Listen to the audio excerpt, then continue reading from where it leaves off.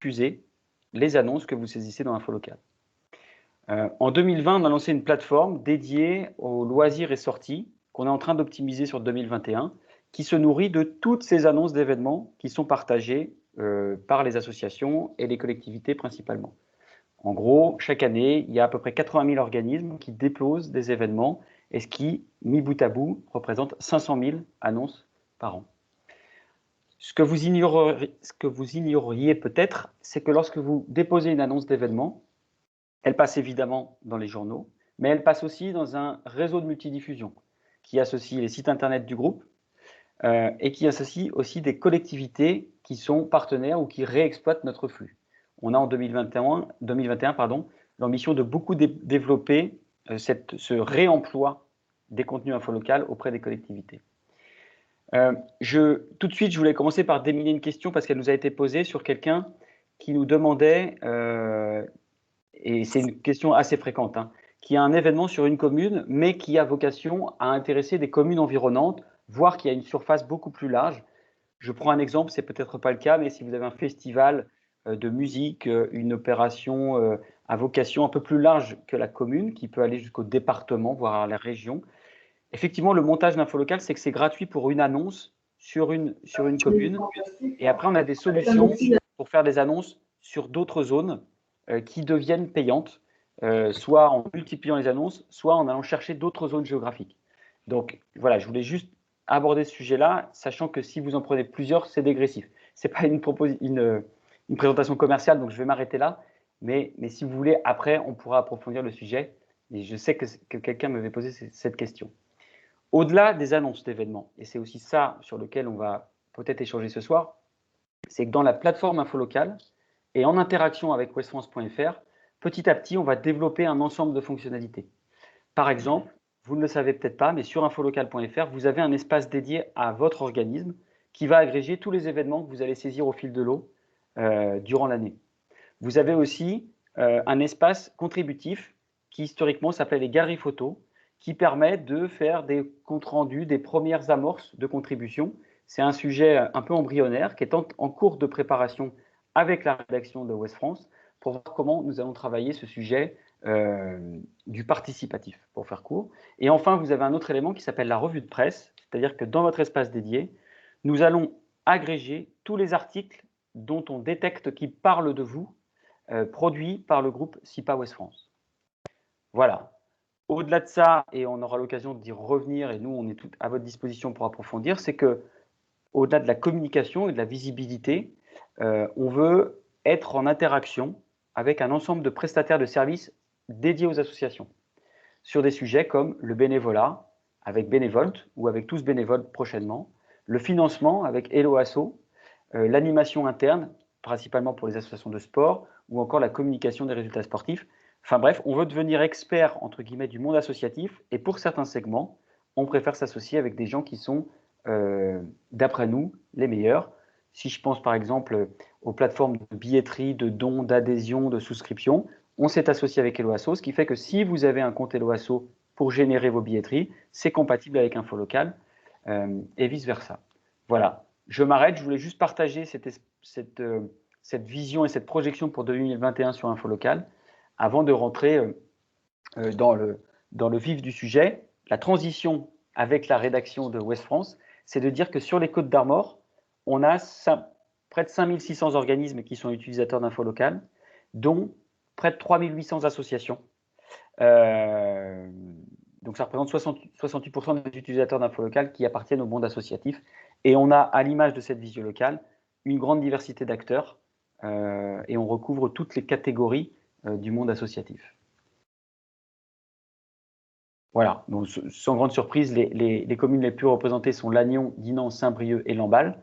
Mais voyez qu'on a des associations actives dans toutes les communautés, dans toutes les communes du 22.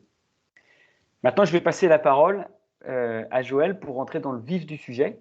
Et ce sont les objectifs de l'atelier qu'on a découpés en 3 parties. Une notion de à qui s'adresser lorsque vous avez des communications, comment rentrer en relation avec la rédaction. Après, on donnera aussi des tuyaux sur la nature de ce qui peut déclencher la curiosité de la rédaction, et puis plein d'échanges, d'initiatives, et puis une photographie de ce qu'est le quotidien de la rédaction, mais je n'en dis pas plus. Joël, je te passe le bâton de parole que j'ai déjà trop mobilisé. À toi. Tu as ton micro coupé en revanche. Voilà. Merci David. Est-ce qu'on pourrait revenir sur les deux slides précédents, sur les deux diapos précédentes, s'il te plaît? Notamment celle-là, ouais, c'est assez intéressant. La politique éditoriale de Ouest France, c'est de s'intéresser à l'actualité, c'est de décrypter, de relater l'actualité depuis la commune jusqu'au monde. Et donc, ça veut dire aussi relater la vie politique, économique, sociale et associative des communes. Dans le département, aujourd'hui, il y a 13 à 14 000 associations, entre 13 et 14 000 associations.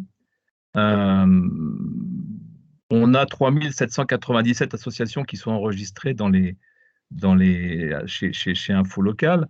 On peut voir sur cette carte qu'il y a des pans entiers du département qui ne sont pas représentés dans les colonnes de Ouest France. Ça, c'est ma première préoccupation quand je regarde cette carte.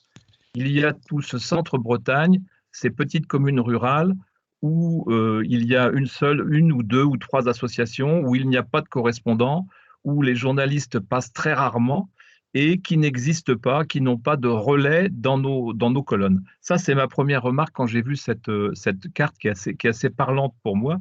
Et c'est le premier défi qu'on va avoir à régler dans les mois et dans les années prochaines. C'est comment faire pour que toutes ces communes qui sont déjà abandonnées, on les appelle les abandonnés de la République, comment ces communes pourront avoir droit de cité dans nos colonnes, comment on pourra relater l'actualité, parce qu'il y a un conseil municipal, il y a des associations qui vivent dans ces communes, mais elles sont muettes, elles n'apparaissent pas dans nos colonnes.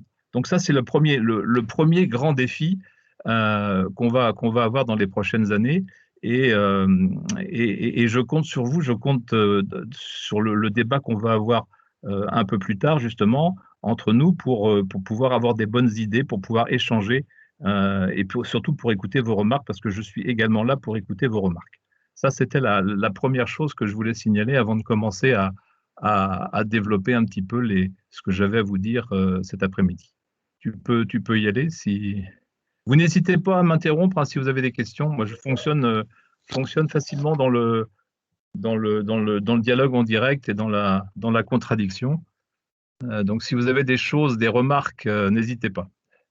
Donc, Ouest France, dans le 22, je vous le disais tout à l'heure, c'est 7 rédactions qui sont réparties sur l'ensemble du territoire. Donc, Dinan, Lamballe, Saint-Brieuc, Loudéac, Paimpol, Guingamp et Lannion. Chaque jour, vous avez 5 éditions pour le journal papier. L'édition de Dinan, l'édition de Saint-Brieuc-Lamballe, l'édition de Loudéac, l'édition de Lannion-Paimpol et l'édition de Guingamp. Chaque jour, nous fabriquons 40 pages d'actualité, c'est-à-dire 40 pages d'actualité locale, spécifiques aux Côtes-d'Armor. Ça représente 300 photos, ça représente à peu près, par page, ça représente 8 ou 9 articles par page. Donc 300 photos tous les jours. Ce qui veut bien dire, quand on voit 40 pages d'actualité, quand on voit 4000 associations qui existent dans le département, on a déjà une première problématique. Comment faire pour pouvoir relater l'actualité de toutes ces associations? On a un costume qui est étriqué. Grosso modo, 40 pages, ça veut dire 8 pages, 7 à 8 pages par édition. On ne peut pas aller au-delà. Donc, il faut faire des choix. Et parfois, les choix sont drastiques. Donc, il faut bien que vous preniez ça en compte. On n'est pas maître de notre surface. Bref, on a 40 pages tous les jours à remplir. L'audience de Ouest France, maintenant, chaque jour, 75 000 exemplaires vendus. Ça représente 10% du tirage total de Ouest France. Nous sommes le 4e département sur les 12 de la zone, derrière le 35, le 44 et le 56. Pour l'édition, il y a également un journal le dimanche qui s'appelle le Dimanche Ouest France, qui tire à 40 000 exemplaires. Là aussi, c'est le quatrième tirage. Nous avons donc un concurrent direct sur le département qui s'appelle le Télégramme, qui tire à 25 000 exemplaires, en tout cas pour le quotidien. Pour le Télégramme dimanche, ça peut être aux alentours de 10 à 15 000. Donc Ouest France est majoritaire sur une très grande partie du département. Plus on va de l'ouest vers l'est, plus le taux de pénétration de Ouest France s'amenuise, bien entendu, le Finistère étant le territoire du Télégramme. Nous avons également un site internet sur Ouest France qui s'appelle ouestfrance.fr. C'est grosso modo 110 000 visites quotidiennes pour les Côtes d'Armor, et sur l'ensemble du site, c'est 1,5 million par jour de visites de visites par jour. Voilà pour l'audience. Donc, les contraintes de la rédaction. Vous n'avez pas de questions sur ce que je viens de dire? Si. Charles Godu, est-ce que je peux parler? Bien sûr, allez. Vous pouvez parler, je vous écoute. Voilà, donc Charles Godu, je suis le président de la Biennale Peintre et Sculpteur de Bretagne. Et je reviens sur ce que vous venez de dire concernant la pagination Ouest France, donc sans vouloir polémiquer, bien sûr, puisque nous sommes partenaires, mais je m'aperçois que depuis quelques mois, les éditions Ouest France réservent jusqu'à 2 pleines pages sur les courses hippiques, donc destinées aux parieurs sans doute. Et je me demande si par rapport au nombre de gens intéressés, s'il ne conviendrait pas plutôt de réserver des pages à la culture, qui sont vraiment, toutes les associations sont vraiment délaissées depuis 1 an et qui ont un gros problème justement actuellement et qui trouveraient certainement un lectorat beaucoup plus important. Alors, les pages culture ne sont pas délaissées, hein. On a une page culture dans les dernières pages, mais effectivement, vous avez 2 pages. Je ne sais pas si elles sont quotidiennes, les pages hippiques. Si elles sont quotidiennes. Pour tout vous dire, je ne les regarde pas. Mais je pense que oui, je peux faire passer cette remarque. Je n'ai pas le pouvoir de décision sur ces 2 pages-là. C'est une opinion qui se respecte, hein, ce que vous me dites là. Mais bon, c'est une décision qui a été prise par la rédaction en chef. Moi, je n'ai de pouvoir que dans mon modeste département. Bien sûr, mais je pense que si elles sont conservées, vous savez, on a des études de lectorat. Nous, il y a quelques courses hippiques dans le département de temps en temps.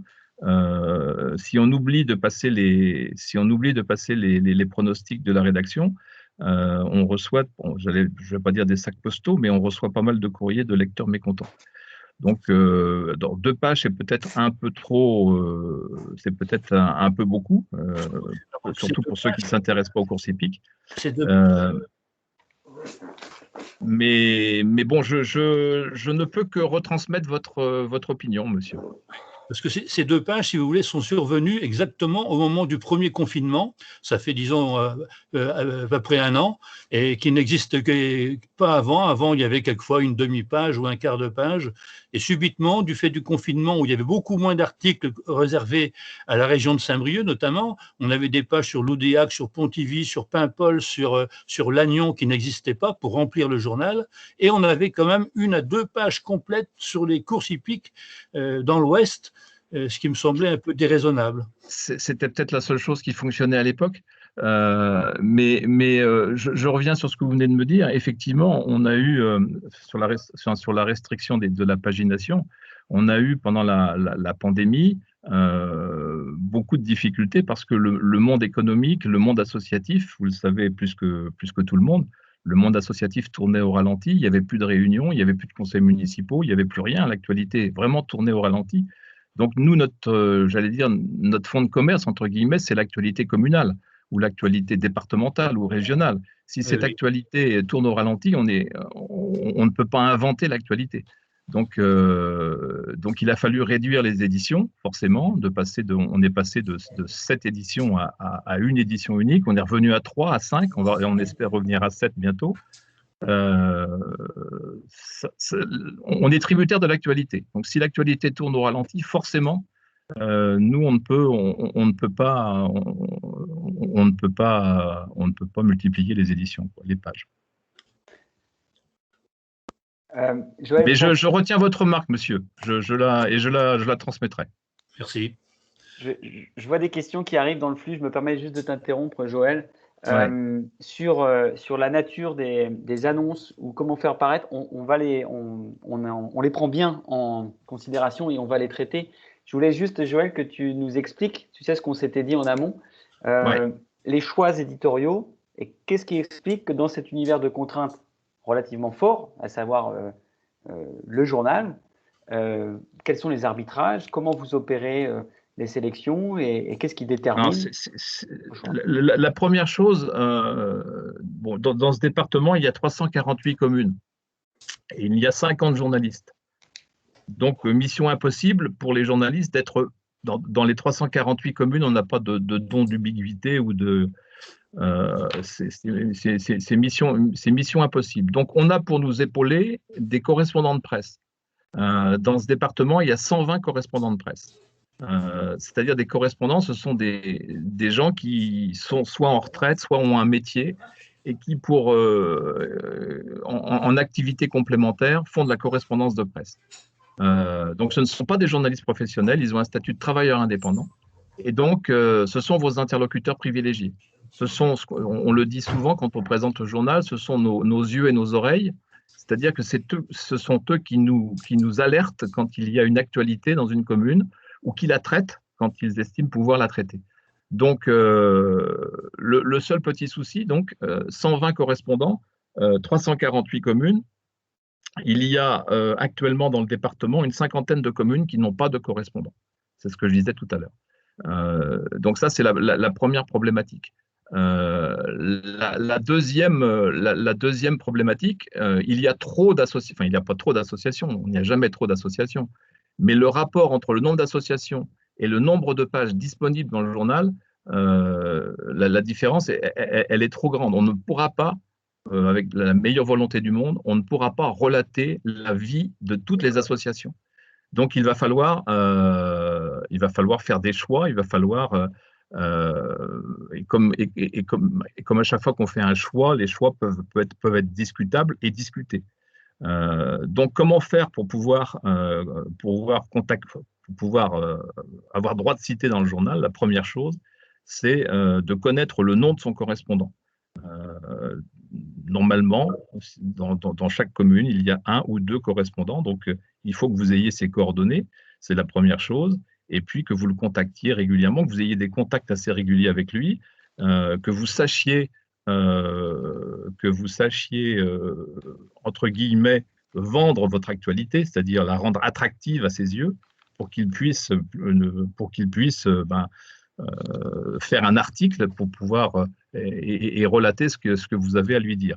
Donc à chaque fois, c'est ça, c'est bien connaître, bien savoir, il y a un correspondant dans votre commune, enfin en espérant que vous en ayez un. S'il n'y en a pas, vous appelez directement la rédaction. Nous avons mis sur pied des reporters d'édition. Donc chaque commune a une rédaction et est rattachée à une rédaction. On pourra vous fournir un petit peu la géographie de ce département. Là, je prends un cas précis, par exemple, la commune d'Illion est rattachée à Saint-Brieuc, la commune de Merdrignac est rattachée à la rédaction de l'Oudéac, la commune de Grasse est rattachée à Guingamp, etc., etc. Chaque commune est rattachée à une rédaction. Donc, quand vous ne connaissez pas le nom du correspondant qui s'occupe de votre commune, vous appelez la rédaction et on vous donnera les coordonnées du correspondant.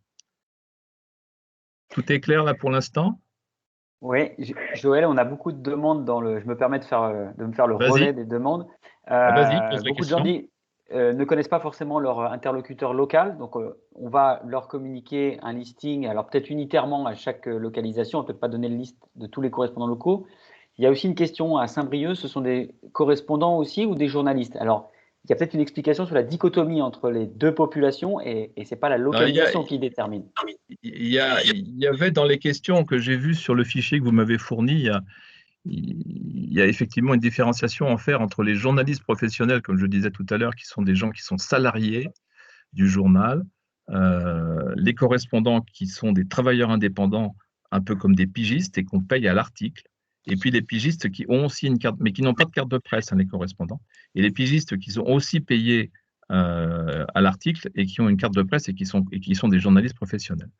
Donc, il y a les correspondants, les pigistes et les journalistes. C'est trois fonctions différentes.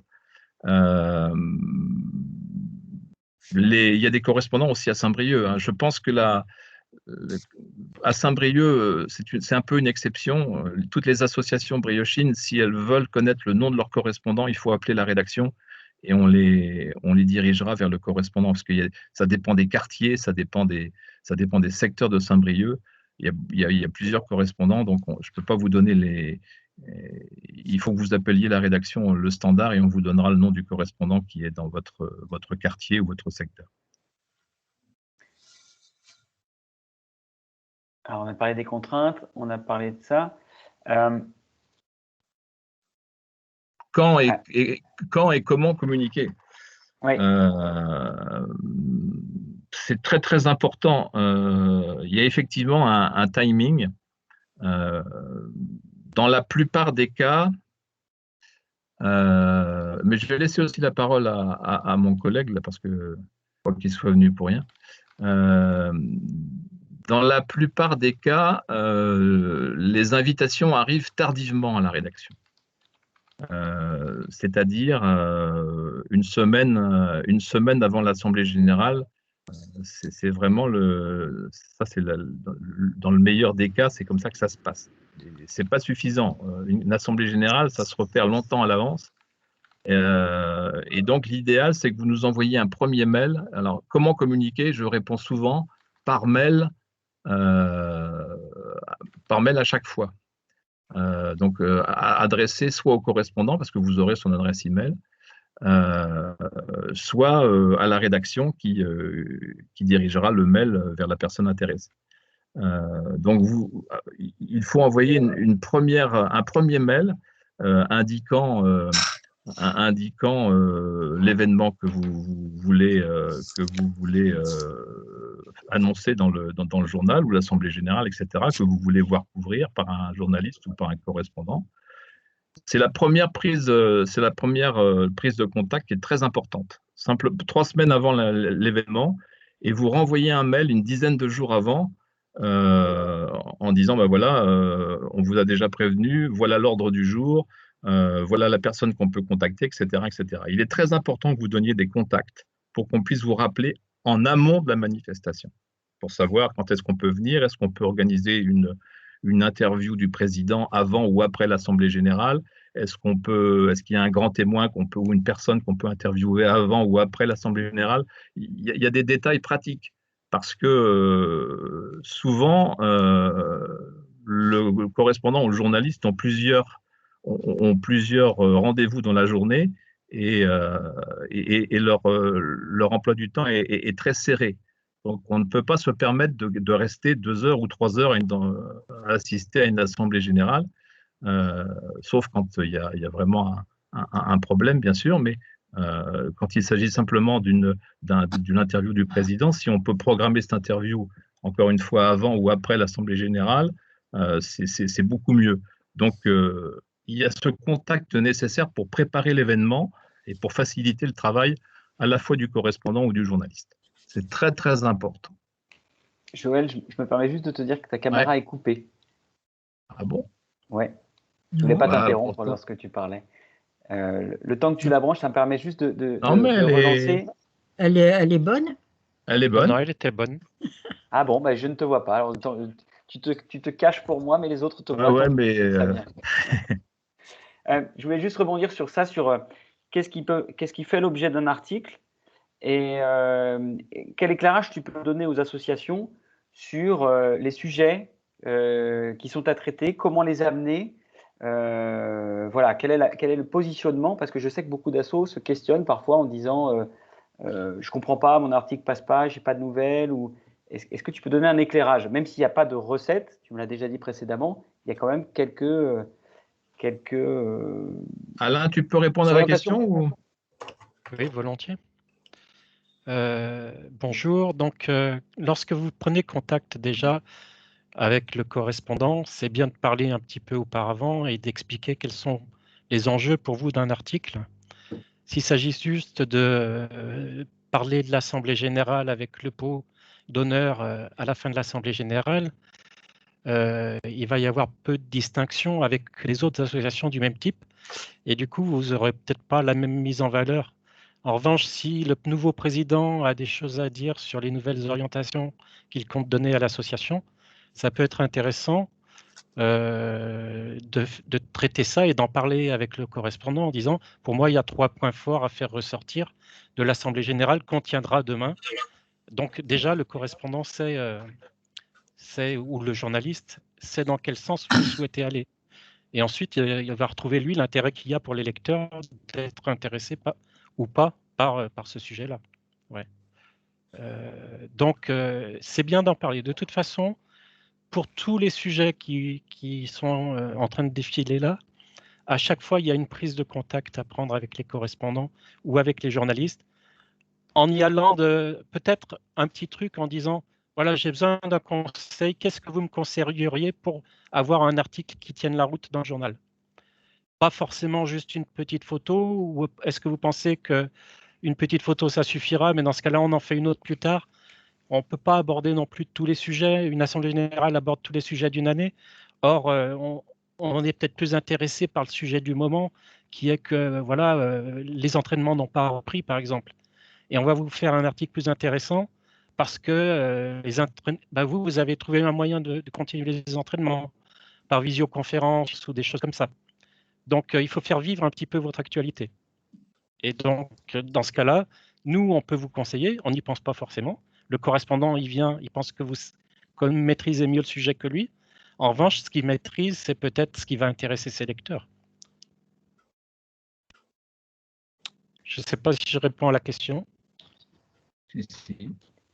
Si, je me permets de relancer aussi, c'est les angles. Alors les angles en langage journalistique, ça vous parle, mais peut-être c'est intéressant d'expliquer aux associations pour un même événement la couleur qu'elles peuvent lui donner ou la singularité qu'elles peuvent véhiculer qui va stimuler la curiosité des journalistes. Voilà, donc si on va parler par exemple d'une association sportive de foot ou de VTT, l'angle, ça sera effectivement comment on fait les entraînements actuellement. Et on l'a traité sous cet aspect-là, c'est pour ça que je le donne en exemple. L'angle choisi, c'est de dire cette partie-là de notre vie intéressera plus les lecteurs aujourd'hui, et on reviendra sur d'autres sujets plus tard éventuellement.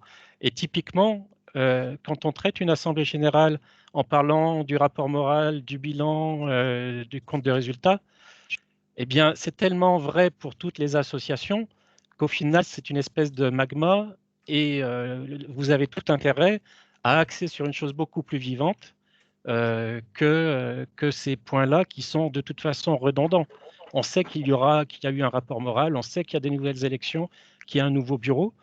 À la limite, si le nouveau bureau, c'est le nouveau président, il faut le mettre en avant et puis faire son portrait, par exemple.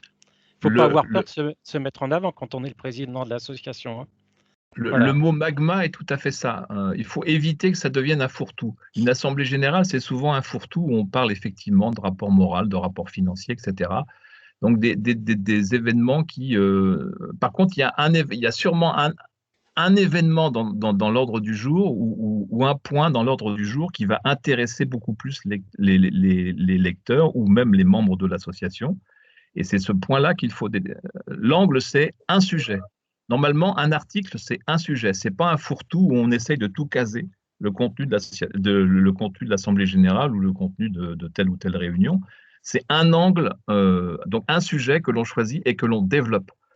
En accord, bien sûr, avec l'association. On fait pas ça, enfin, le correspondant ne fait pas ça, n'est pas là pour démolir l'association. Il est là simplement, ben voilà, dans ce que vous avez dit, qu'est-ce qui vous semble le plus important à relayer comme information et on la développe, cette information, plutôt que d'être… Alors, pour répondre à Madame Rouelan, on ne va pas prendre un angle sans… En principe, si le travail est bien fait, on ne va pas prendre un angle sans en avoir parlé avec vous. Donc, le droit de regard, il est en amont. De la même façon que quand vous allez aller au restaurant, vous allez en parler avec le maître d'hôtel qui va vous proposer des sujets, qui va vous proposer un menu, et dans le menu, vous choisissez. Et puis à la fin, c'est pas vous qui allez faire le plat, c'est bien le cuisinier, et vous allez le goûter. Ben, là, c'est un peu ça. Après, on a des cuisiniers qui sont plus ou moins talentueux, mais voilà.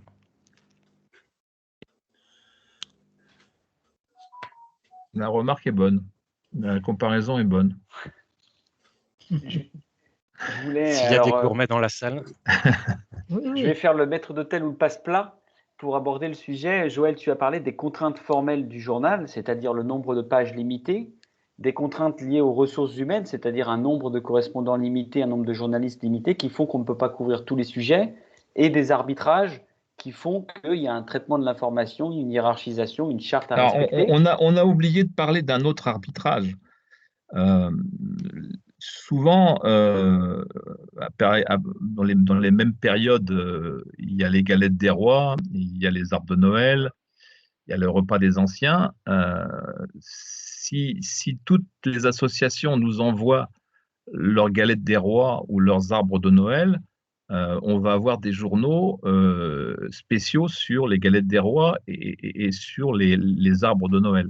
Donc, on a décidé, ou les remises de maillots pour les clubs de foot, c'est toujours à la même période, et vous avez je ne sais pas combien de clubs de foot dans le département. Si tous les clubs de foot nous envoient leur nouvelle panoplie de joueurs, on va avoir un journal spécial panoplie. Donc c'est pour ça qu'on a ce qu'on appelle, c'est pas des interdits, mais on s'évite ce genre d'articles pour ne pas saturer les lecteurs. Enfin, je veux dire, les lecteurs n'auraient ça ne représenterait aucun intérêt pour les lecteurs, parce qu'il n'y a pas que des adhérents de votre association parmi nos lecteurs. Il y a des lecteurs de l'ensemble du secteur.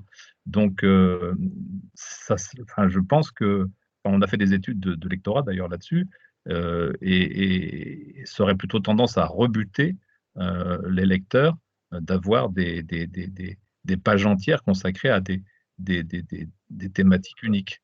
Donc, c'est pour ça que parfois, on s'abstient de faire des repas des anciens ou des choses comme ça.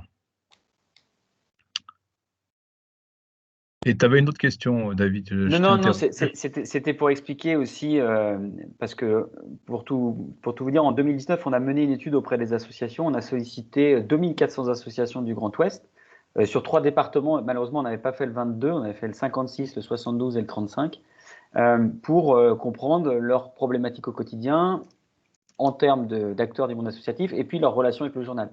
Et on sait que certaines se plaignaient d'un déficit de couverture médiatique, disant que leur actualité n'était pas couverte, etc. Donc, c'est une manière, avec l'intervention d'Alain et de Joël, d'expliquer quels sont les arbitrages. Et on voit qu'ils sont de nature différente.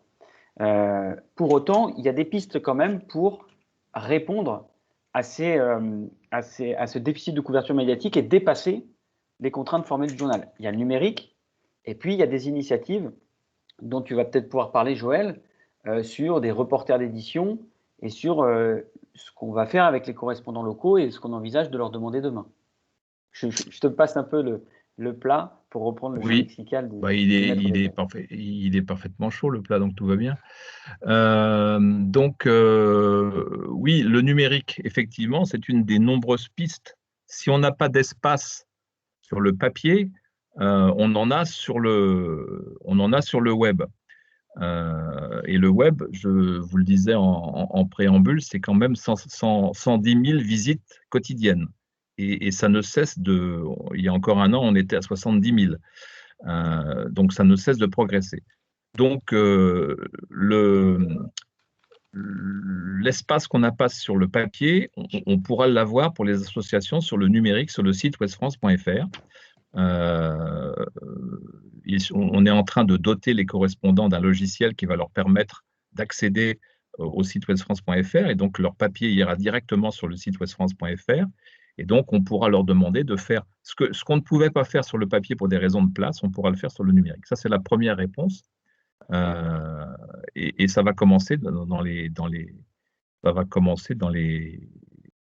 lors du premier trimestre. Alors, la dernière cyberattaque dont on a été victime a un peu ralenti les choses, mais normalement, à la fin du premier trimestre, les premiers correspondants à être dotés du logiciel leur permettant d'accéder directement, de saisir directement sur Internet devraient leur être distribués. Donc, au courant du premier semestre, disons qu'on va commencer à pouvoir avoir davantage d'actualités associatives sur le site Internet. Ça, c'est la première chose, effectivement. Pour pallier le nombre insuffisant de correspondants et de journalistes, on a créé des reporters d'édition. Les reporters d'édition, ce sont des journalistes qui sont chargés d'une zone géographique, donc qui ont plusieurs communes. Pour l'instant, il y a 2 reporters d'édition dans le département. Il y a un reporter d'édition sur la côte du Goëlo, donc il y a sous sa responsabilité les communes de Plérin jusqu'à Ploua. Ça fait donc grosso modo une dizaine de communes, avec des communes qui sont aussi un peu comme Plouran, etc.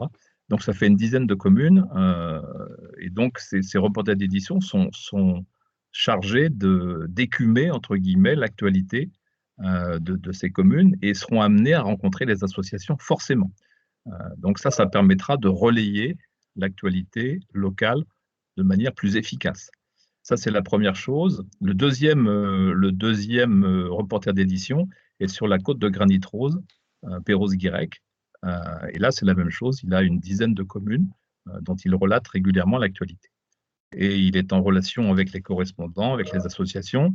Et dans ce secteur-là, on a de plus en plus de remontées d'informations émanant d'associations dans les pages départementales, voire même régionales.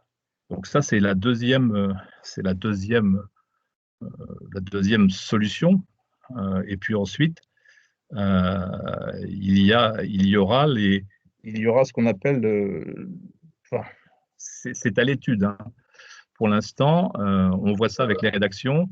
On a l'idée, en tout cas à Saint-Brieuc, de lancer un monsieur association, enfin un journaliste spécialisé dans les associations du secteur, et dont le travail serait justement d'être en relation continuelle avec les associations pour essayer de relayer un peu mieux les informations qui arrivent des associations, et pourquoi pas créer une page par édition, ou 2 pages par semaine sur la vie associative dans des secteurs donnés. Donc ça fait également partie des projets qu'on a lancés il y a quelques semaines, et qui devraient, si jamais elles sont validées par la rédaction en chef du journal, qui pourrait commencer à partir du mois de septembre prochain. Voilà. Il y a beaucoup de questions, Joël, sur les associations départementales qui ne trouvent pas forcément leur compte dans les comptes rendus locaux qui sont faits en fonction, j'imagine, de leur lieu d'intervention, et pas forcément sur l'ensemble de la zone. Par exemple, que la personne qui a posé la question... Il y avait W Cartable, il y avait aussi Madame Ruellan, je crois. C'est-à-dire quels articles sont a priori susceptibles de passer en page départementale et pas seulement en local. Alors, vous avez fait appel à un correspondant pour ça? Tout dépend qui vous appelez. Quand vous avez en règle générale, quand vous avez des articles qui seraient susceptibles d'intéresser l'ensemble du département, vaut mieux s'adresser à des journalistes professionnels, donc appeler la rédaction. Et là, vous avez plus de chances de voir votre papier ou votre article, ou l'article atterrir dans les pages départementales. Après, l'association peut être départementale, mais c'est vrai que quand on traite les différents sujets qui arrivent dans ces pages-là, chaque jour on a l'équivalent d'une page rédactionnelle, c'est-à-dire une page si on a beaucoup de publicité par exemple. Et les sujets, vous voyez bien, qui sont traités actuellement, c'est la neige par exemple. Ça sera beaucoup le Covid en ce moment et les conséquences sur les entreprises et tout. Dès lors, les entreprises, les petites entreprises, les petites associations, même départementales, auront du mal à trouver leur emplacement ici, dans cette page-là. Il vaut peut-être mieux aller voir les 5 rédactions de Guingamp, Saint-Brieuc, Lannion, Paimpol, vous voyez, les 7 rédactions, en fait, les 7 grosses rédactions, Lamballe, Dinan et Loudéac, et puis voir avec votre représentant dans ces villes pour demander un article localisé. Vous aurez plus de chances d'avoir un article qui corresponde à ce que vous souhaitez que de l'avoir en page départementale, en principe, je pense, hein, si je ne me trompe pas, Joël. Tu ne te trompes pas. Je réponds à Sarah de Madame Cartable Allégé, l'association Cartable Allégé. Elle a tout à fait raison, oui. Pourquoi j'ai dit un monsieur associé, un monsieur asso, parce que dans ma tête, les 2 candidats sont 2 candidats hommes. Mais effectivement, ça aurait pu être une femme qui s'occupe, bien entendu, du secteur associatif, bien entendu. Je fais amende honorable. Je vous remercie pour la précision. Elle s'imposait. Je me permets, Joël, de parler en 2 mots du sujet sur la contribution, puisque c'est aussi une réponse à des, comment dirais-je, à la fois à des arbitrages et aux limites. On est en train de réfléchir, le projet est vraiment techniquement presque opérationnel, mais on se demande comment on va le déployer pour aller au-delà de la dépose des événements. C'est-à-dire que historiquement, depuis 2008, vous partagez vos annonces, ce que nous on appelle dans le langage des infoservices aussi, qui sont limités à 300 signes et qui permettent de mettre un titre, une date, un contenu, un tarif, un âge, etc.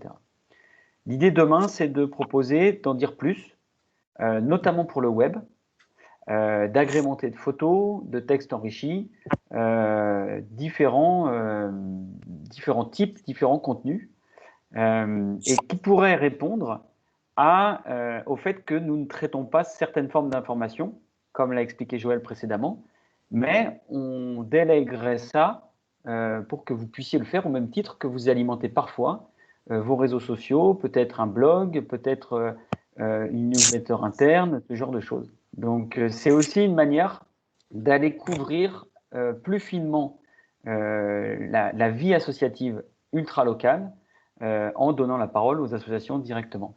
Notre idée n'est pas du tout de trouver une alternative pour aller chercher des contenus que nous n'irons pas chercher par nous-mêmes. C'est vraiment à côté des contenus différents.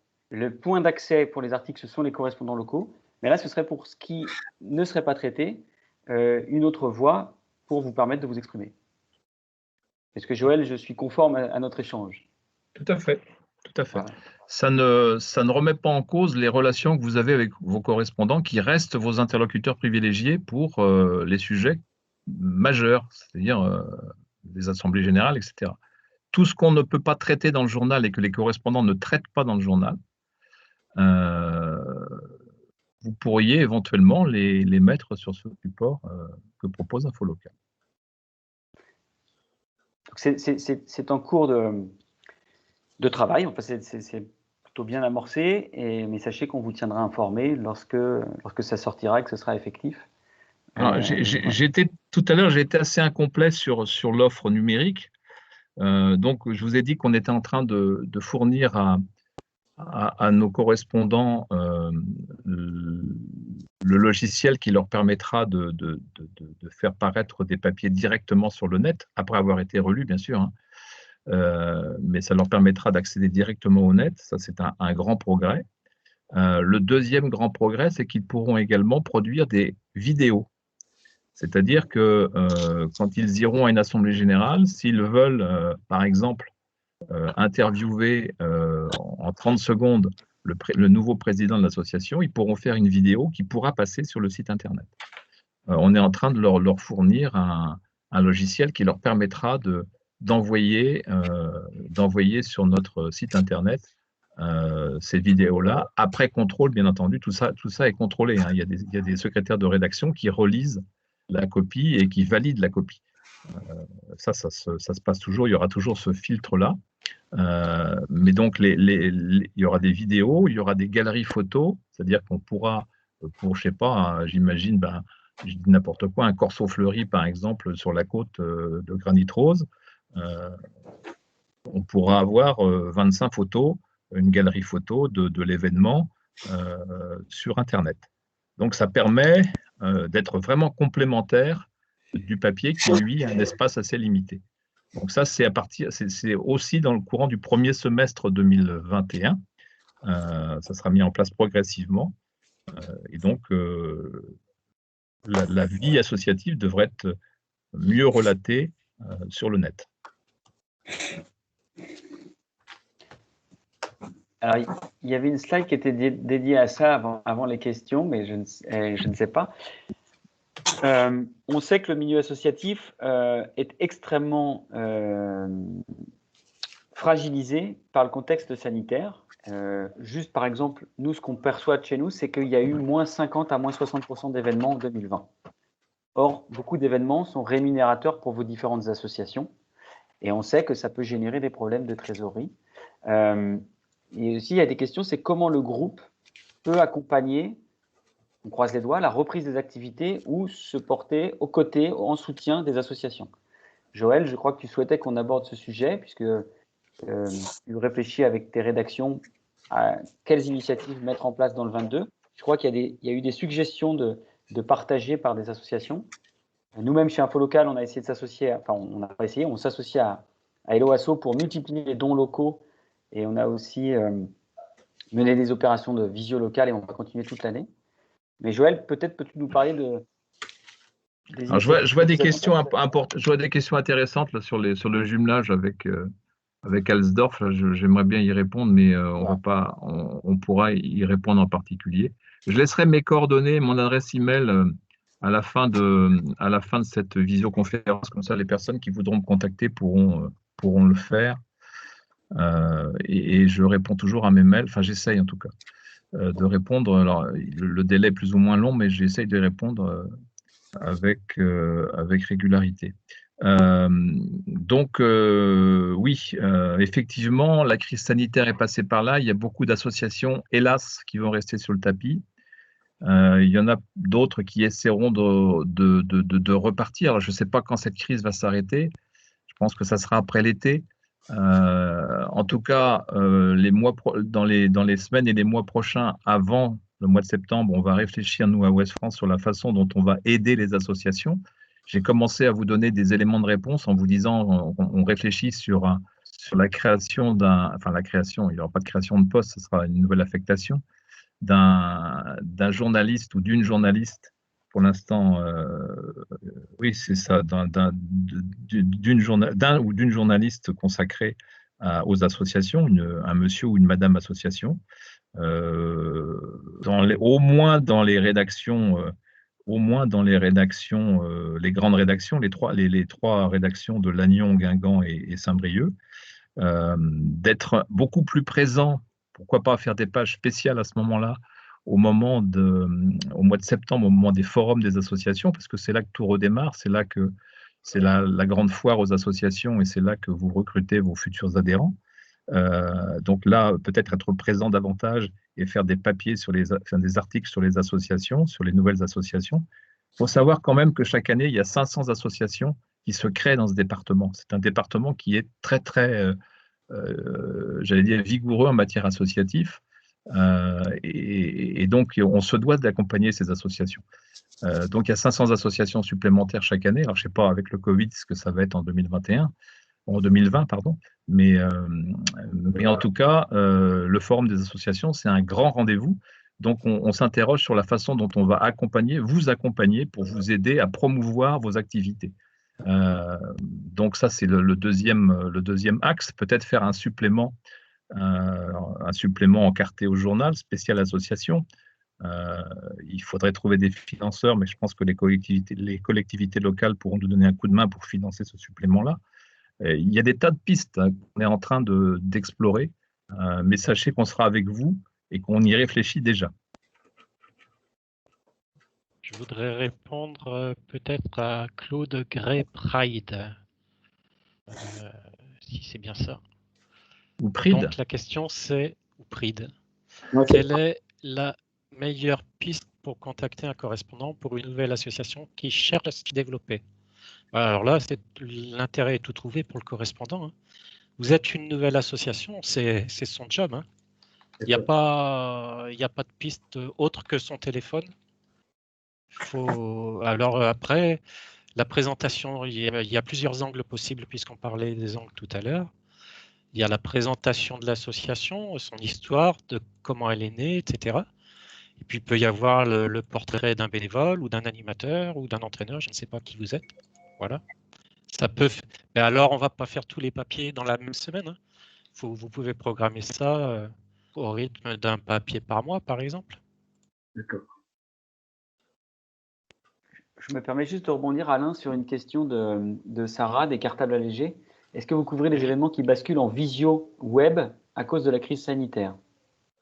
Je trouve que c'est tout à fait intéressant, ouais. Pour nous, c'est un traitement de l'actualité tout à fait. Voilà, ça correspond au moment. Donc, ceux qui trouvent des moyens de s'en sortir malgré la crise et qui traitent des événements en visio. Alors, encore une fois, si c'est une assemblée générale, nous-mêmes, on est en train de le faire, tout le monde le fait maintenant. On va peut-être pas traiter ça comme un événement. Ça va finir par plus en être. Mais je ne sais pas, moi, Monsieur Michel Letty est là, un tournoi d'échecs en visioconférence, ça m'intéresserait de savoir que ça se déroule comme ça. Non pas parce que je fais partie du club de Michel Letty, mais quand même, en tant que journaliste ou en tant que lecteur, ça m'intéresserait. Ouais. Je ne sais pas quel est cartable, si c'est vraiment quel est l'objet. Vous pouvez peut-être nous dire, Madame Sarah? Oui, merci. Bonjour à tout le monde. Donc, je suis cofondatrice de l'association Cartable Allégé. Oui. Voilà, on est basé sur Plérin et c'est une association de soutien aux parents différents ou à besoins différents. Donc, ça principalement de l'handicap invisible et visible, tous les parents d'handicap invisible. Et l'idée, c'est de créer, de sensibiliser et de pouvoir informer, voire former sur ces thématiques qui peuvent être compliquées et pour les parents parce qu'on se retrouve assez seul lorsqu'on se face à notre enfant, face à cette situation.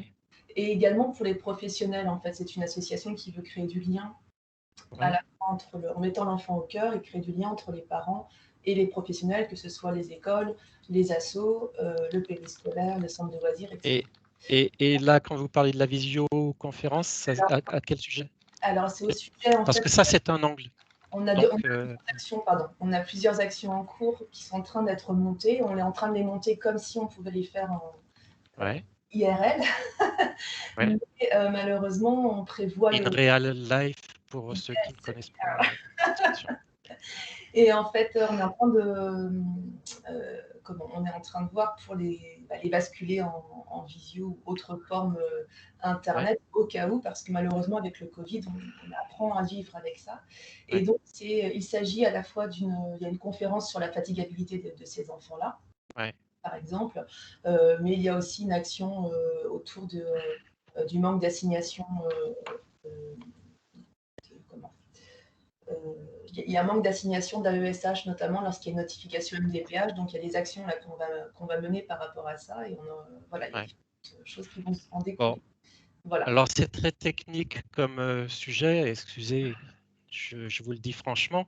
Il faut toujours, nous, qu'on voit quel sera l'intérêt pour le lecteur de savoir le vôtre, bien compris, mais le nôtre, celui du lecteur. Il ne faut pas qu'on perde notre lecteur en route. Donc, Peut-être que la visioconférence, après on ne va pas s'éterniser pour ne pas embêter les autres associations, mais c'est un exemple qui peut servir à tout le monde, est une porte d'entrée vers votre association, puisque vous avez des difficultés à aller vers vos adhérents, aller vers vos patients, voilà. Vous avez trouvé ce moyen-là qui correspond à vos besoins du moment. Et chacun peut se retrouver, chaque association peut se retrouver dans votre exemple, à savoir que si on prend ce biais-là pour un sujet très technique, on peut peut-être faire passer l'information. Mais ça, il faut en discuter. Justement, tout à l'heure, j'ai pris l'expression d'ambassadeur pour votre correspondant. Il ne saura peut-être pas forcément comment le traiter. Dans ce cas-là, appelez la rédaction pour savoir si il n'y aurait pas un moyen de faire mieux connaître votre association d'après un petit événement. C'est le petit événement qui est la porte d'entrée vers le contenu de votre association, lequel est assez difficile à comprendre. Enfin, vous voyez, on ne l'explique pas en 3 mots. Oui, donc, voilà. Hein. Et donc, il faut saisir les petites occasions. Alors, il y a beaucoup de... Paradoxalement, si vous regardez dans les pages qu'on appelle les pages des petites locales, celles qui sont après la page de la grande ville qui se trouve dans votre journal, oui. Nos correspondants qui sont dans ces petites villes, dans ces petites communes, trouvent beaucoup de moyens de parler de leurs associations parce qu'ils ont peu d'associations dans leur commune. Et alors, paradoxalement, une grosse association comme celle de Michel Letty, l'Échiquier Briochin, pourra moins faire parler souvent de lui que le club d'Iffignac, où il y a beaucoup moins d'associations. Il y a 700 associations à Saint-Brieuc, il y en a 350 qui sont subventionnées, et donc c'est la bagarre pour passer dans le journal. Si vous êtes dans la commune d'Iffignac, que vous êtes le même club avec les mêmes résultats, vous allez passer 10 fois par an, avec chaque fois un nouvel angle qui va être traité par le correspondant. Ouais, non, mais je suis là pour y veiller. Je répondrai volontiers à Michel Urien. Demain, conférence sur les cadrances solaires par visio avec Armor Science, annoncée sur Info Local, mais pas de réaction de la rédaction. C'est une première dans la région. Est-ce que vous avez prévenu la rédaction, monsieur Urien? C'est la première question. Non, parce que non, on ne sait pas bien faire. On ne sait pas bien qui prévenir. Notre canal, c'est Info Local. Alors, il faut justement... Ouais. On procède mal. Si je suis ici aujourd'hui, c'est bien pour apprendre de savoir comment faire. Alors, il ne faut pas se contenter d'Info Local. Info Local, c'est pour informer les lecteurs. Mais si vous n'informez pas la rédaction, c'est deux canaux différents. Si vous n'informez pas la rédaction, et si en plus vous ne précisez pas, c'est une première dans la région, c'est ça l'élément qui va tout déclencher. On fait une conférence sur les cadrans solaires par visio avec Armor Science, c'est une première dans la région. Si vous dites c'est une première dans la région, ça va éveiller l'intérêt des rédacteurs. Mais il faut que vous les contactiez. Donc, il y a 2 canaux. D'abord, le premier canal, c'est prévenir les lecteurs pour qu'ils assistent à cette visioconférence, prévenir nos lecteurs, et ça, c'est Info Local, et prévenir ensuite la rédaction pour qu'elle couvre l'événement, et ça, c'est une chose radicalement différente. Donc, il faut que vous appeliez la rédaction, il faut que vous ayez alors je ne sais pas, Armor Science et les visioconférences, je ne sais pas, il faut considérer ça comme du loisir. Enfin, je sais pas, je dis peut-être une bêtise, mais je pense que c'est plutôt le journaliste qui s'occupe des loisirs, de la culture, qui va s'en charger. Et donc, si vous l'appelez, vous lui dites, écoutez, c'est une première dans la région, il va peut-être vous dire, banco, on peut faire par exemple l'interview du conférencier, parce qu'on ne va peut-être pas assister à la conférence. Il y a peut-être d'autres actualités à ce moment-là. Donc, on pourra peut-être, en amont, pour annoncer cette visioconférence, faire une interview téléphonique avec, par exemple, le conférencier qui nous parlera des cadrans solaires. Vous voyez, il y a une foultitude de possibilités, mais il faut prévenir la rédaction. Il ne faut pas se contenter d'Info Local. Ce n'est pas parce que Info Local est alimenté que la rédaction le sera. C'est très important. Merci pour cette précision, mais le conférencier, il fera la conférence depuis chez lui. Donc ça sera... Non, mais on peut l'avoir au téléphone, le conférencier. Absolument. On peut lui poser 3 questions, et puis sur le thème, voilà ce que je vais parler de ça parce que c'est intéressant, parce qu'il y a ci, il y a ça. Puis si vous voulez en savoir plus, branchez-vous sur la visioconférence que j'organise avec Armor Science mardi soir. Et c'est du teasing, quoi. Mais surtout, ce n'est pas parce que c'est sur Info Local que la rédaction est prévenue. Il faut bien que vous vous mettiez ça dans la tête. Il y a deux démarches à faire. Il y a la démarche pour les lecteurs, pour qu'ils se branchent à votre visioconférence, et il y a la démarche pour la rédaction, pour qu'un rédacteur puisse s'intéresser et la promouvoir, soit en l'annonçant sous forme d'une interview, soit en assistant à la visioconférence, soit en y allant, soit en interviewant après et en faisant un espèce de petit compte-rendu. Mais il faut absolument différencier les deux choses. La question de monsieur Alix Rotary-Dinan, si j'ai compris, c'est-à-dire on a réalisé un article, on l'a mis en ligne. Est-ce que vous pouvez le reprendre sur votre blog, c'est ça? Alors, oui, c'est aussi cela. Je compléterai aussi, bien souvent, on fait une photocopie d'un article sur Ouest France, papier, version papier. Qu'en est-il en fait du droit à l'image et du contenu des articles par rapport à la diffusion que nous en faisons sur nos réseaux sociaux d'associations? Alors, je peux commencer à répondre et puis après, Joël, si tu complètes, si je me suis Vas-y. pas égaré. Je vous conseillerais, parce que maintenant, tous nos articles sont aussi des articles numériques qui paraissent de façon numérique, que ce soit des articles qui sont indépendants de l'article papier ou des articles qui sont repris de l'article papier, vous les trouverez toujours de façon numérique via le kiosque, via le journal numérique auquel vous pouvez vous abonner. Donc ces articles-là, dès lors que vous mettez le lien vers le journal, vers le journal Ouest France, nous, ça vient enrichir votre lecteur est aussi le nôtre. Donc je pense qu'il n'y a pas de souci là-dessus. En revanche, la photocopie de l'article, je pense qu'on ne vous fera pas un procès pour ça. Qu'est-ce que tu en penses, Joël? À partir du moment où la référence, il y a beaucoup je regarde sur Twitter, il y a beaucoup d'articles de journaux qui sont reproduits. Moi, je n'ai rien contre ça à partir du moment où le titre, le nom du journal et la date est mentionné. On ne peut pas empêcher ça. Je veux dire, à la limite, c'est même de la promotion pour la presse écrite. Donc, moi, ça, j'y vois aucun inconvénient. Ok, merci. Merci beaucoup. Après, l'autre question pour étendre. Je rebondis quand même avant sur les relations, sur les droits à l'image. Oui, vas-y. Le droit à l'image, c'est de votre responsabilité, à savoir si effectivement vous reprenez la photo d'un de nos reporters et uniquement la photo et vous l'attribuez à vous-même sans la citer ni rien, là c'est différent. C'est vraiment du droit à l'image. Oui, d'accord. Oui, dans mon idée, c'était plutôt effectivement la reprise d'un article contenant une photo et évidemment le contenu de l'article, bien sûr. Oui, oui. Je reviens aussi sur le droit à l'image pour l'annonce d'événements.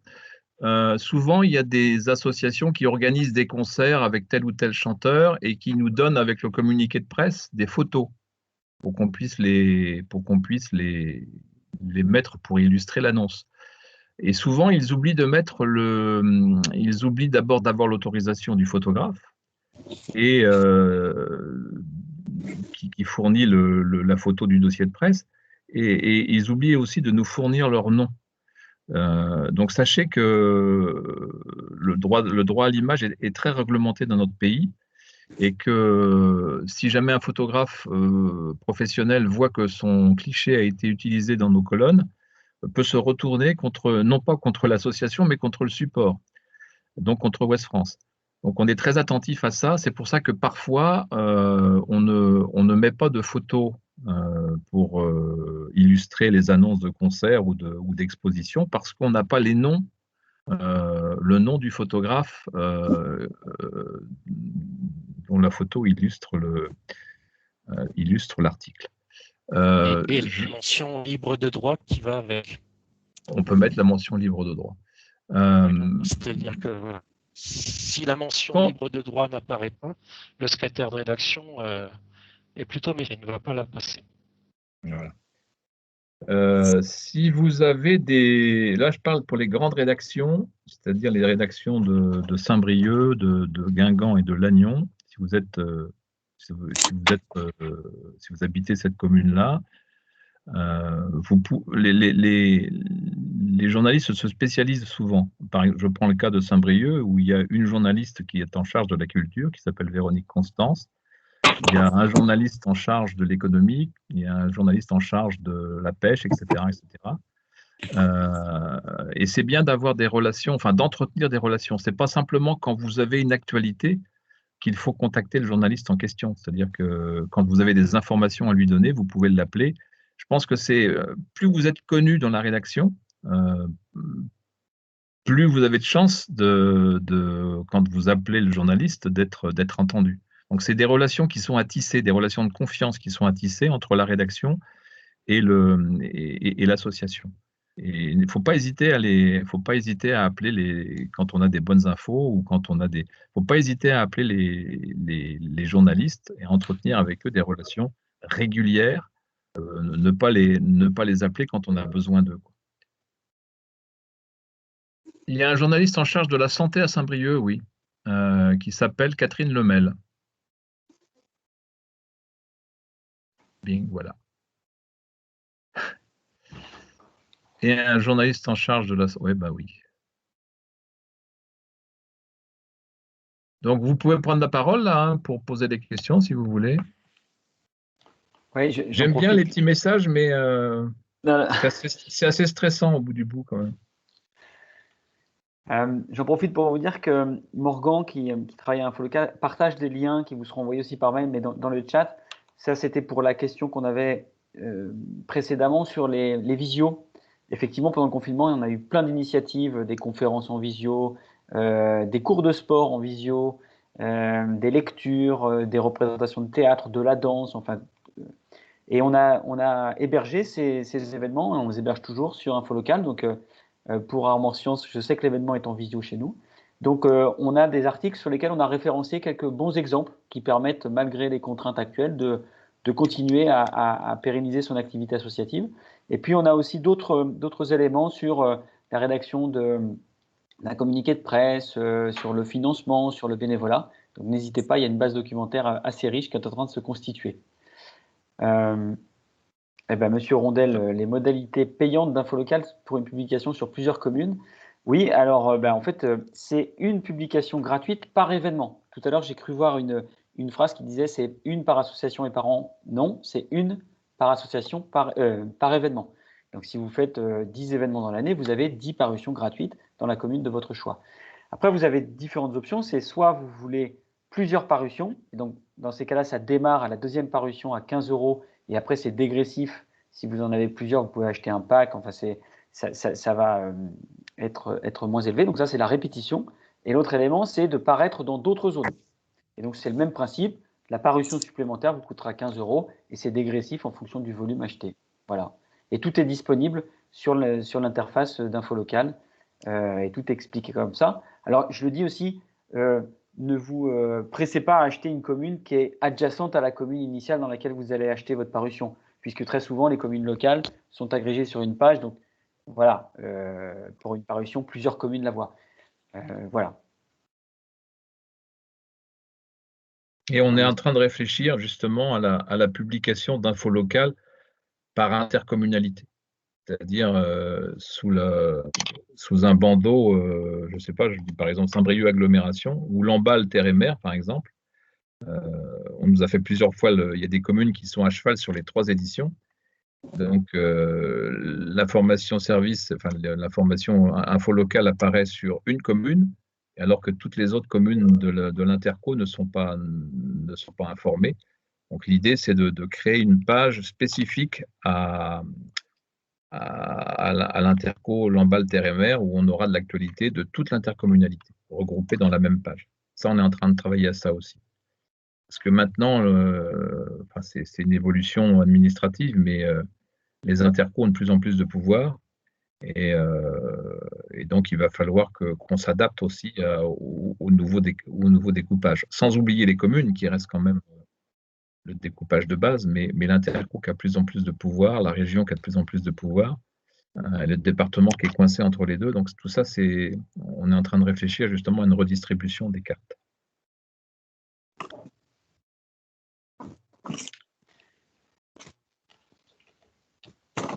Alors, je réitère la proposition de Joël. Si vous avez des questions, c'est vraiment le moment, ou des remarques, ou des bonnes idées, des pistes, des innovations à suggérer, quel que soit le sujet, hein, Joël, que ce soit la rédaction, il n'y a pas de question locale. Il n'y a pas de question tabou. Moi, je suis prêt à tout entendre. Hein. Au contraire, il faut profiter de cet instant d'échange pour que vous nous donniez votre ressenti, vos idées éventuellement. Je vous ai laissé mon adresse email. Il ne faut pas hésiter à m'envoyer des mails avec même des engueulades, hein, j'ai l'habitude. Qui aime bien châtie bien. Je pense que vous avez un journal et vous avez le droit d'avoir des exigences avec un journal. Et des souhaits, en tout cas, on essaiera de répondre à vos questions, mais aussi des propositions. Moi, je suis là pour vous écouter, hein. On ne détient pas la vérité, et c'est vous qui... Enfin, on vous écoute, on est là pour ça.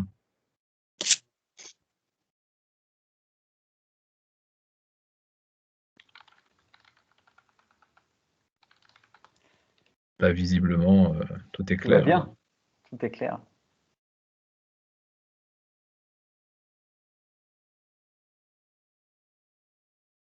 Bon.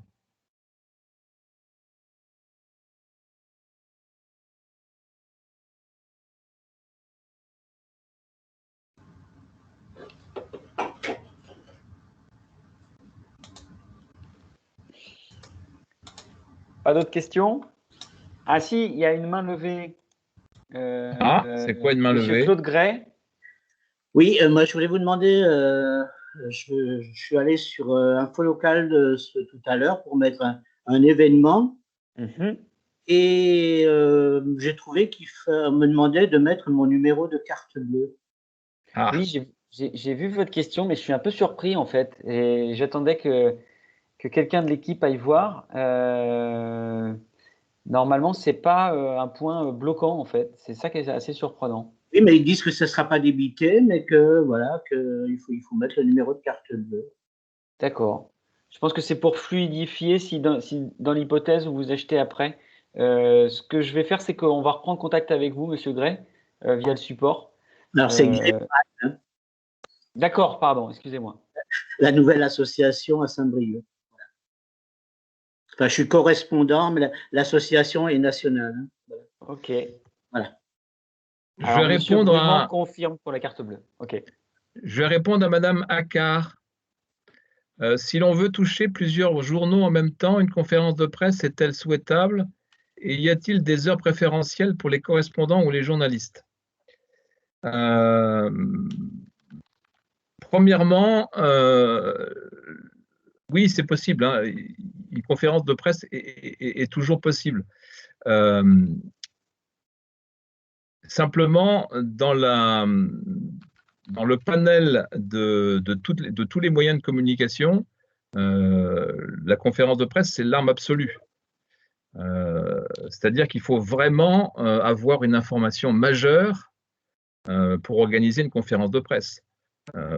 Parmi les moyens de communiquer, vous avez le communiqué de presse que vous pouvez rédiger et envoyer à la rédaction ou au correspondant. Ça, c'est le moyen rudimentaire, mais qui est très efficace. Un communiqué d'une quinzaine de lignes avec une photo, vous l'envoyez au correspondant ou à la rédaction et ça passe sans problème.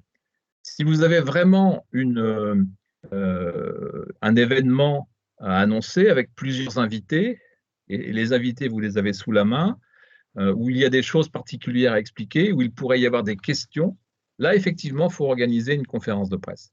Mais organiser une conférence de presse, ça ne s'improvise pas. Il faut vraiment d'abord bien la programmer. Il faut éviter de la faire en plein milieu de l'après-midi ou à 18 h le soir, parce que si on se retrouve dans les embouteillages, ça va être compliqué, on peut arriver avec retard. Il faut éviter de faire ça le vendredi, parce que souvent le vendredi, c'est une journée chargée pour les journalistes. Il y a des tas de choses comme ça qu'il faut savoir. Mais effectivement, quand on a vraiment un événement important où il faudra des explications, où il pourrait y avoir des questions des journalistes, effectivement, c'est mieux d'organiser la conférence de presse. Mais il ne faut pas abuser de la conférence de presse. Ça doit arriver pour une association, c'est vraiment la manifestation majeure qu'on peut organiser, qu'on peut annoncer par conférence de presse, mais la plupart des événements, un communiqué suffit. Donc voilà. Mais oui, et si vous organisez une conférence de presse, bien sûr, il faut inviter tous les titres, c'est-à-dire les hebdos et puis le Télégramme, qui est le journal concurrent, vous l'invitez au même titre que Ouest France, il n'y a pas de souci là-dessus. C'est même souhaitable pour vous, ça vous fera de l'économie d'énergie, parce que vous n'aurez pas 56 fois la même chose à répéter. Vous répéterez, et les choses auront été perçues de la même manière par tout le monde. Donc oui, mais encore une fois, faites-le que pour les gros événements. Merci beaucoup. Si vous faites traverser la ville un vendredi soir par temps de neige à un journaliste pour un petit événement, il ne reviendra pas deux fois. Hein. Bien sûr. Donc il faut savoir doser, c'est à vous de voir si ça vaut vraiment la conférence de presse. Ça peut être une visioconférence. Hein. Je pense que la crise nous a apporté des enseignements, notamment la communication par visioconférence qu'on est en train de faire là. Je pense que ça va se développer. Une conférence de presse par visioconférence, ça se fait de plus en plus maintenant. Donc, pourquoi pas faire une conférence de presse par visioconférence? Personne ne se déplace. C'est aussi rapide qu'un coup de téléphone. Donc, c'est envisageable, ça aussi. Et il y en a de plus en plus, hein, des confs de presse par visioconférence. Merci beaucoup. Je vous en prie. Madame Anderson a levé la main. Oui, bonsoir. Même si nous avons un correspondant, est-ce que c'est encore possible à envoyer un communiqué de presse direct avec une photo? Oui, vous pouvez, mais vous l'envoyez au correspondant ou à la rédaction, comme vous voulez. Ok, merci. Mais il n'y a aucun souci. Ok, très bien, merci.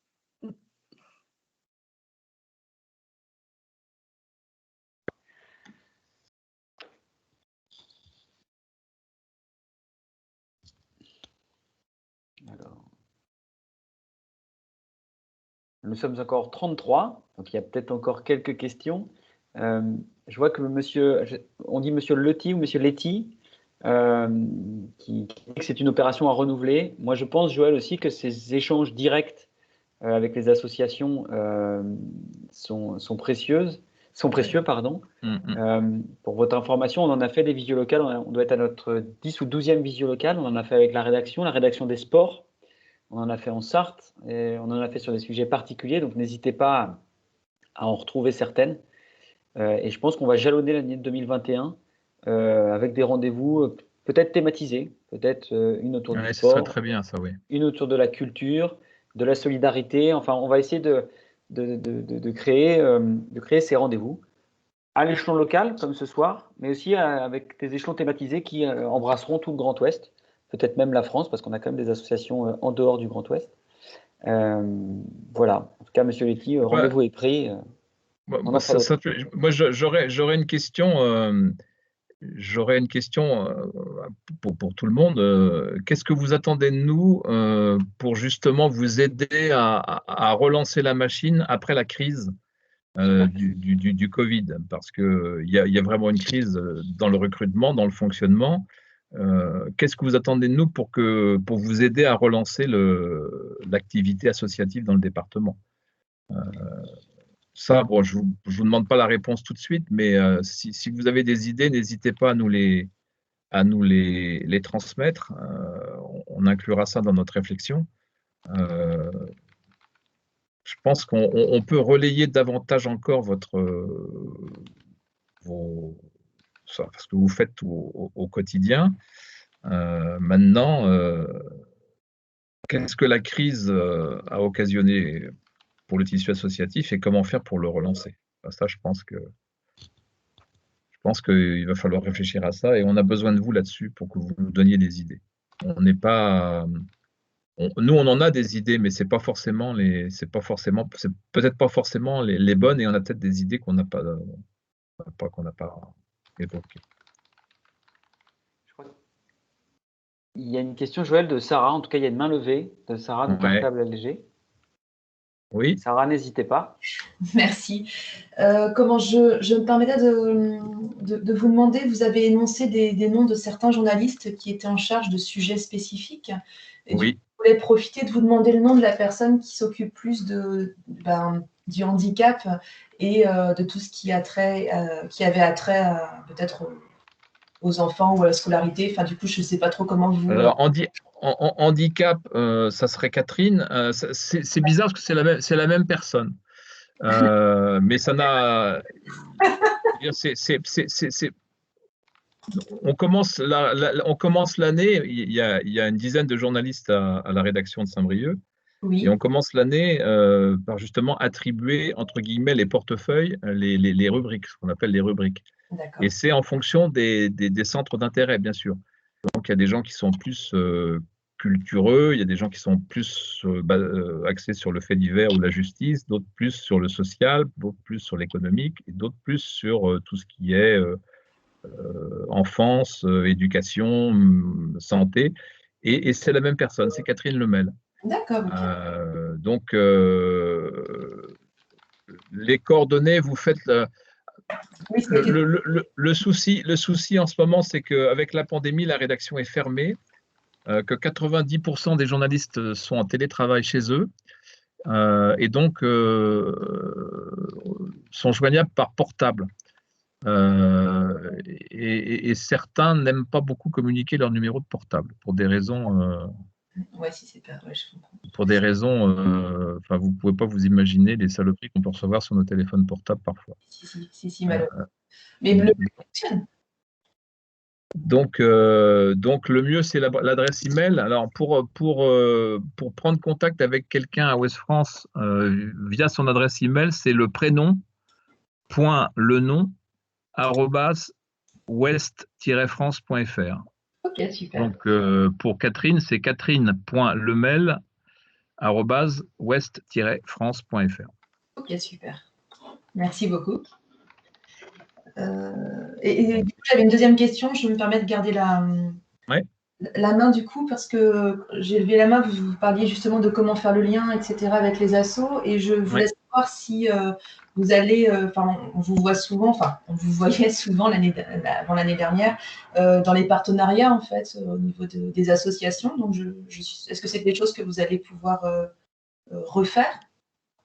Oui, on va les faire. Je ne sais pas quel partenariat c'était, mais oui, on va les faire assez fréquemment. Enfin, on va en refaire beaucoup, mais dans des conditions un peu différentes. Il n'y aura pas forcément, sauf pour des… on n'ira pas… il y a beaucoup de partenariats qui sont où Précom se met dans la boucle. Oui. Et il y aura beaucoup de partenariats, en tout cas avec le milieu associatif, et j'y veillerai, où on évitera de mettre Précom dans la boucle. C'est-à-dire que ce sera des initiatives purement rédactionnelles. Oui, d'accord.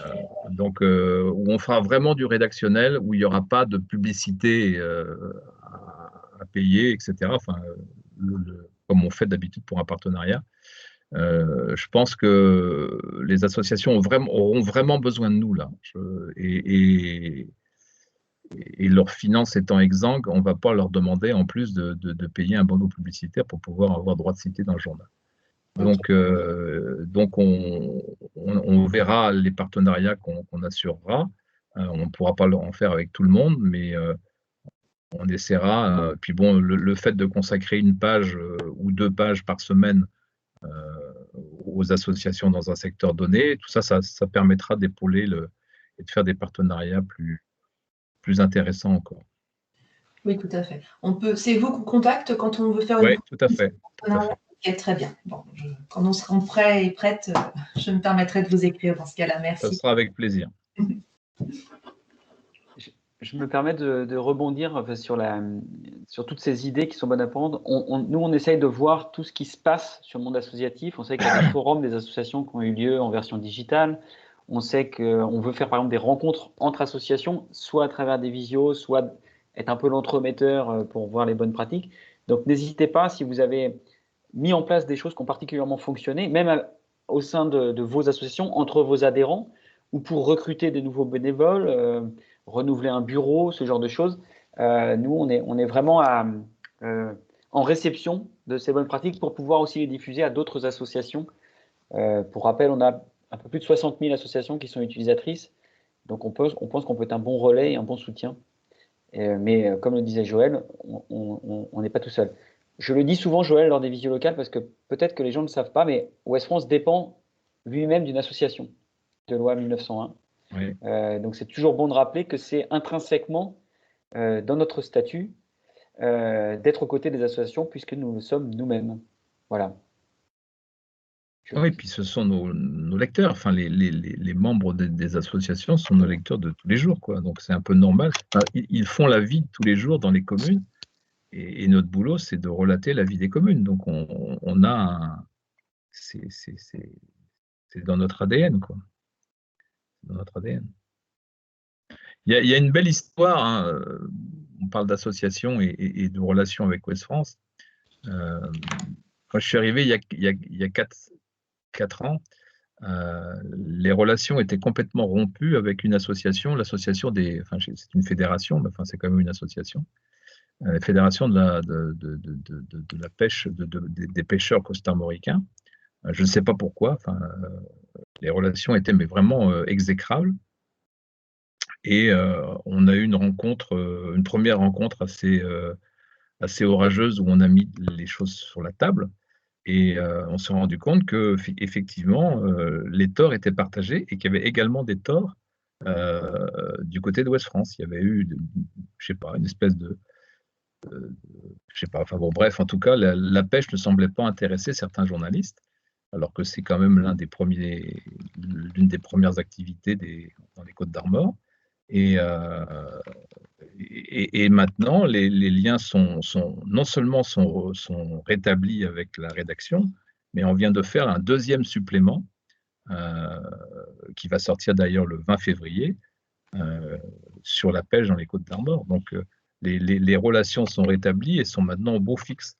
Donc, il se peut que les relations se sont détériorées au fil des ans entre la rédaction, pour une foultitude de raisons, hein. Ça peut être de notre fait d'ailleurs. Donc, je pense qu'il vaut mieux mettre ces problèmes sur la table. Forcément, dans la vie d'une rédaction, dans la vie d'une association, il y a toujours des moments délicats. Vous pouvez appeler un journaliste alors qu'il est à la bourre, qu'il a son papier à boucler, vous l'appelez le soir, ça peut mal se passer et du coup, ça prend des proportions considérables et les liens sont arrêtés. Il ne faut pas en rester là. Je pense qu'il faut... Ouest France, normalement, doit avoir des liens avec toutes les associations. Donc, n'hésitez pas, s'il y a eu des petits différends avec la rédaction, s'il y a eu des ratés, s'il y a eu des événements qui ont été mal annoncés, n'hésitez pas à nous le dire, à nous appeler. Nous, on est prêts à reconnaître nos torts si on en a fait, si on en a, et aller de l'avant. Il faut aller de l'avant, il faut tourner la page. On est là pour construire, on n'est pas là pour s'insulter ou pour se reprocher des choses éternellement, quoi. Et l'histoire des pêcheurs on est tous pêcheurs, vous me direz, mais l'histoire des pêcheurs est une belle histoire qui s'est bien finie. Tout ça parce qu'il y avait quelqu'un qui n'aimait pas la pêche dans la rédaction et donc qui envoyait à chaque fois le responsable de la fédération qui l'envoyait paître. Non, ça y est, c'est terminé. Donc, s'il y a des soucis, si vous avez des soucis avec la rédaction, appelez-moi, on verra ce qu'on peut faire. Il ne faut pas rester sur cet échec-là.